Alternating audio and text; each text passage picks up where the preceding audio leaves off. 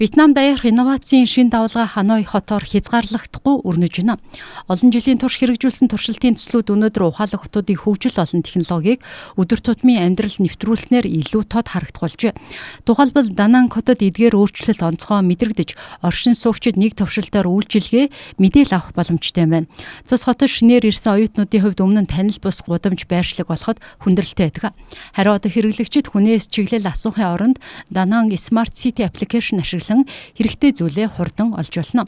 Мөн хэдхэн төвшөлтөөр чухал үйлчилгээ болон байршлуудыг шууд хайж ашиглаж байна. Шинээр ирсэн хүний хувьд хаашаа явахгаа мэдэхгүй төөрх үе олон байсан. Өнөө өглөө би ATM хайж нэлээ удсан ч Дананг Smart City application ашиглаад дараа нь хамгийн ойрын байршлыг хамгийн хурдан олж чадсан. Тус аппликейшн зөвхөн үндсэн хэрэгцээ хангахаас гадна хотын амьдралын дижитал хөтөч болж хэрэглэгчдэд үйлчилгээ хайх мэдээлэл авах очих газраа илүү үр ашигтай сонгоход тусалж байна. Өмнө нь би хооллох газар эсвэл очиж үзэх газруудын талаар хүмүүсээс асуудаг байсан. Энэ нь цаг их авдаг, мэдээлэл нь ч тодорхой бус байлаа.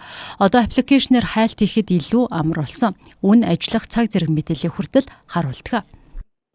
Хүмүүс өдөр тутмын амьдралдаа амд амьсан мэдээллээс бага хамаарч дижитал хэрэгсэлд илүү тулгуурлах болсон нь шинэ хэрэглээний дадлыг бий болгож байна.